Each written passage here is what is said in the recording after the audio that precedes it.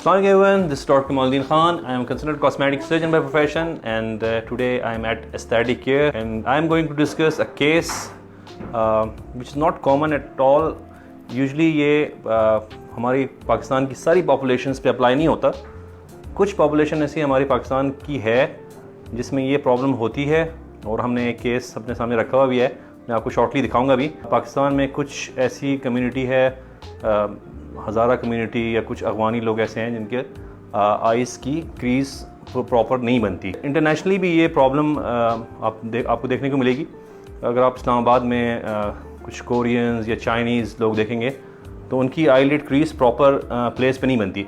और इससे प्रॉब्लम ये होती है कि यूजुअली फ़ीमेल हमारे पास आती हैं और वो ये कंप्लेन करती हैं, और उसकी वजह ये होती है कि आपकी जो अपर आईलिड है उस पर क्रीज प्रॉपर नहीं बनी होती, और आपकी जो अपर आईलिड है उस पर एक हुडिंग जैसी होती है.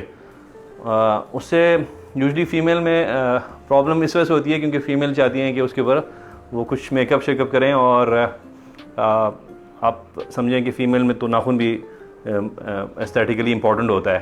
तो आइज़ डेफिनेटली इम्पॉर्टेंस रखती हैं, और उसके ऊपर चूँकि वो मुख्तलिफ शेड्स करती हैं, तो इस तरह की फ़ीमेल में चूँकि डबल आईलिड होती है तो प्रॉपर्ली वो शेड्स नहीं कर सकती हैं, प्रॉपर्ली मेकअप नहीं कर सकती हैं. तो यूजुअली आती हैं और वो मुख्तलिफ पिक्चर्स अपने साथ लाती हैं, और वो चाहती हैं कि उनकी आईलिड भी वैसी हो जाए जैसे वो तस्वीर में दिखाती हैं. यूजुअली एक सर्जरीज कोरिया में ज़्यादा होती हैं या चाइना में ज़्यादा होती हैं, तो वो चाइनीज़ की पिक्चर्स या कोरियन पिक्चर्स लाती हैं और अपनी आईलिड वैसी ही बनवाना चाहती हैं. अब हमारे पास एक मॉडल पेशेंट हैं. If you can focus on the patient, तो आप अगर आंखें खोल लें, अगर आप गौर से देखें तो इनकी अपर आईलिड क्रीज बिल्कुल उनकी आईलैशेस के साथ जुड़ी हुई हैं.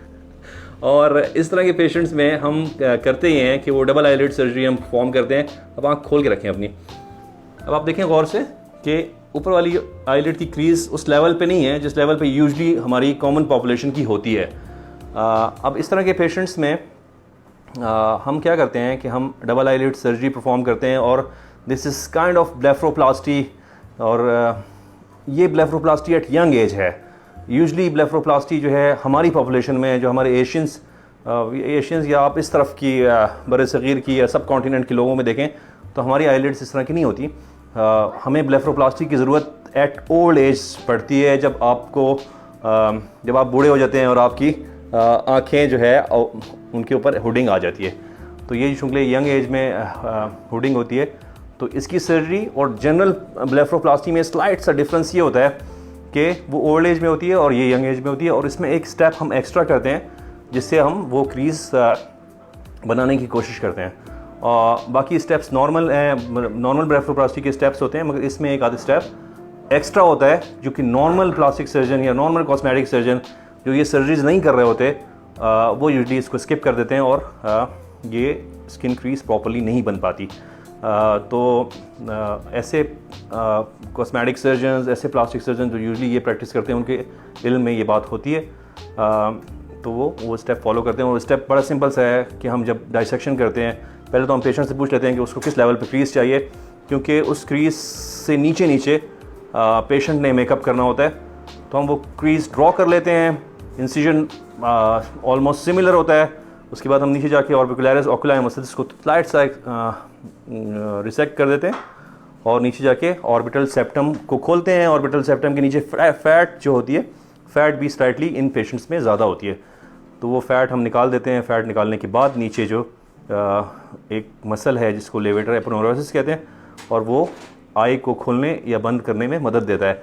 तो उस मसल के साथ हम पेशेंट की डर्मिस को अटैच कर देते हैं, और एग्जैक्टली उस लेवल पे जिस लेवल पेशेंट को क्रीज चाहिए होती है वो लेवल पे पेशेंट की क्रीज बन जाती है. हीलिंग बड़ी इसमें स्मूथ है. ये पेशेंट जो आते हैं ये लोकल एनेस्थीसिया में ये सर्जरी परफॉर्म हम करते हैं, और पेशेंट अपने पाँव पे चल के आता है, अपने पाँव पे चल के जाता है.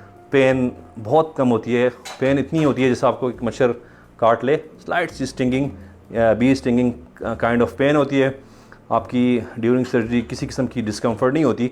पोस्ट ऑप स्लाइट सी स्वेलिंग होती है जो कि किसी भी सर्जरी में हो सकती है, और स्वेलिंग के बाद हम आपको बता देते हैं कि आप उसको स्वेलिंग को कैसे जल्दी रिड्यूस कर सकते हैं. स्वेलिंग यूजुअली एक हफ्ते में रिड्यूस हो जाती है अराउंड 90-95%, और टोटल स्वेलिंग को डाउन होने में अराउंड 1 मंथ लग सकता है.